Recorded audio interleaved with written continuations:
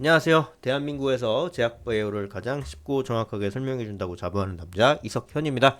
본격적으로 신라젠 들어가기에 앞서서 제가 몇 가지 안내 말씀드리고 시작할 텐데요. 저를 비롯한 대기업에 소속된 모든 멘토분들께서는 각자 맡으신 산업과 종목이 있으십니다. 저 같은 경우에는 제약바이오가 되겠죠.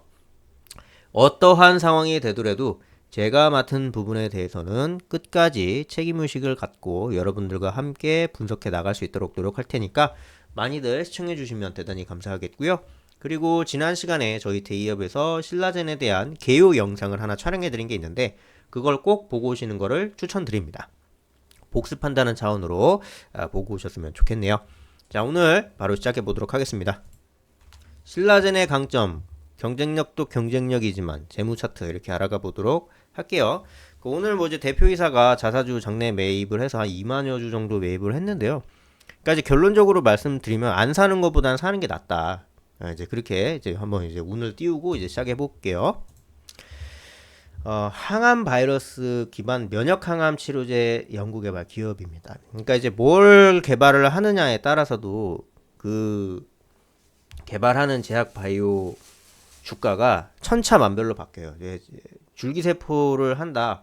그러면은 그 줄기세포 시장을 하는데 그 중에서 이제 뭐 아토피를 하는가 아니면 항암을 하는가 이런 거에 따라 또 이제 주가의 추이가 천차만별로 변화가 되거든요. 근데 이 친구는 이제 새로운 이제 제약 바이오 업체인데 항암 면역 항암 치료제. 그러니까 면역 항암제는요 표적 항암제보다 훨씬 더 최신화된 치료 요법이기 때문에 이거를 이제 면역세포 이제 T세포라고 있어요. T하고 이제 B세포 이런 걸 이용을 해서 사실상 이제 거의 완전 관해를 시켜버린다. 암세포를.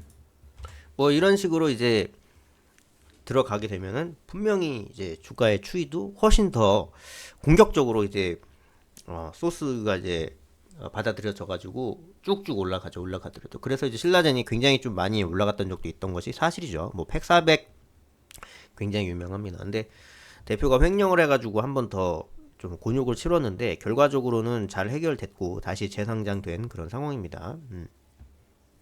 암 치료제 개발 쪽으로 가고 있고요. 뭐 TK 세포 아까 제가 T 관련 세포라고 하는 건데 마찬가지입니다. 그쪽 계열입니다. 면역 항암제니까 그 환자의 면역 체계를 이용을 하는 건데 면역 체계라는 게 이제 T 세포, B 세포, 림프구라는 게 있는데 그 중에서 이제 T 세포에다가 이용을 해서 이제 하는 거기 때문에 그쪽 계열이긴 해요. 그래서 T가 붙은 게 이제 그것 때문에 붙은 겁니다.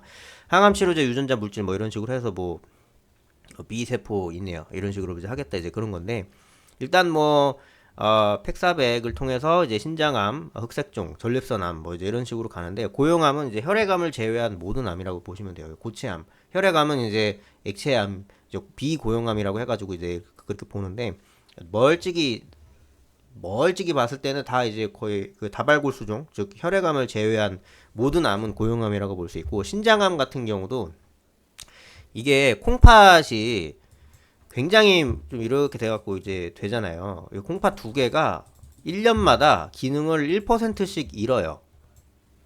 25세 이상이 되면요. 요 신장 기능을 1%씩 잃는다고 생각하시면 돼요. 그러니까 한 제 나이가 만약에 50이 되면은 정말 건장한 청년에 비해서 신장의 기능이 50%밖에 작용을 못하는 거죠. 그래서 이게 콩팥이 하나만 있어도 된다라고 얘기하시는 분들, 뭐 의사분들도 계시고 이런데 두 개가 있는 데에는 이유가 있는 겁니다. 그렇게 보시면 되고 뭐 그 외에 다른 부분들을 뭐 볼 것도 없이 그냥 팩사백이 가장 이제 메인 킬러 콘텐츠라고 보시면 되고요. 이런 이제 이용한 암 치료제 개발해서 뭐 이제 공동 개발 수익 뭐 이제 만들고 있고 뭐 기술 이전 계약 팩400이 됐고 되게 여러 가지 분야에서 녹십자에도 하고 뭐 트랜스진에도 하고 중국 홍콩 마카오에도 하고 이렇게 해서 이제 기술 특례 상장 받고 이제 시작을 한 건데 이제 대표가 상당히 좀 이제 부적절한 그런 이제 판단을 해서 굉장히 좀 아쉬운 행보를 그렸었죠. 실제로도 이게 굉장히 오랫동안 이게 이제 거래 정지가 된 상태여서 정말 뭐 여기서 이제 해소가 안 되면은 그냥 진짜 이제 문 닫게 되는 상장 폐지가 되는 그런 상황인데 해소가 잘 됐어요. M2N이 이제 인수를 하는 식으로 이제 돼서 지금 최대 주주가 이제 M2N이거든요. 그래서 이제 이 신라젠이 가지고 있는 그 파이프라인이라든지 기술력이라든지 이런 부분을 본인들이 잘 각색을 해서 이제 기술 팔아 먹어가지고 이제 기업 활동 정상화 하겠다 뭐 이제 이런 식으로도 얘기를 했고 이제 그런 연결선상에 있다고 보시면 돼요. 그리고 신라젠이 AACA에서 요즘 미국 암 연구학회죠. 전 파이프라인 연구 결과를 이제 발표를 해서 뭐 굉장히 좀 이제 뭐 긍정적이다. 뭐 나름 뭐 그가 우리의 기대감을 뒷받침하는 결과물이 나왔다. 뭐 이런 식으로 얘기를 했는데 점점 더 이제 다가워지고 있는 거죠. 이 친구가 얘기를 하는 그런 이제 긍정적인 그런 포인트가 뭡니까? 결국은 이 친구가 만드는 팩400 그거 상용화해서 매출 발생시키면 그게 신라젠이 원하는 우리가 가장 원했던 그런 이제 긍정적인 결과물인 거고 그리고 김재경 대표이사가 원하는 그런 길이기도 하고 이제 그런 식으로 이제 가는 거예요. 그러니까 사실 이런 이제 위험한 벤처바이오 기업 같은 경우는 최대 주주뿐만이 아니라 대표이사가 자사주 매입을 합니다. 왜냐면은 동요가 커요.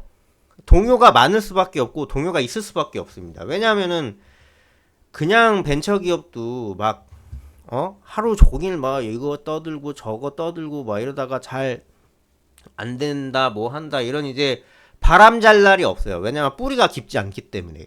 그러니까 근데 꼭 이제 벤처 기업은 아니더라도 바이오 기업 자체가 굉장히 뿌리가 별로 이게 뿌리 깊지 못해요. 근데 거기다 플러스 벤처까지 붙었어요. 얼마나 흔들리겠습니까? 그러니까 그런 상황에서 이런 이제 대표이사의 자사주 매입 시그널을 보여주고 실제로 이제 이렇게 실천하는 모습은 주가에 긍정적으로 될 수밖에 없다. 그렇지만 부족하다. 왜냐하면 바이오 벤처 기업이니까. 지금 차트를 보시면 한바탕 이렇게 쭉 이제 오버슈팅이 한번 이제 나긴 했어요. 예, 신라젠이 한번 오버슈팅 나긴 했지만 제가 늘상 말씀드렸듯이 본인들이 추구하고 있는 이 기술력에 의거한 제품 팩400 그게 상품화가 돼서 매출이 발생되지 않는 이상 이러한 흐름은 계속 이어질 겁니다. 그간 우리나라는 이런 기술 특례 상장, 임상 이런 거에 대해서 굉장히 좀 이제 딥하게 공부를 한 주주들이 별로 없었어요. 그러다 보니까 1위 1비를 많이 하고 뭐 이제 이런 식으로 갈 수밖에 없었던 거였는데 이제는 그렇지 않다 보니까 이제 신라젠이 예전에는 정말 막 10만 원도 가고 막 그랬어요. 근데 이제 그런 상황이 더 이상 이루어질 거라고는 보지 않고 굉장히 좀 이지적으로 그러니까 시장이 성숙화되는 거죠. 아직 부족하지만 그래도 신라젠은 자기 길을 가고 있고 하고는 있지만 슈팅이 막 10만 원씩 간다거나 그럴 가능성은 좀 지금으로선 굉장히 좀 희박하다.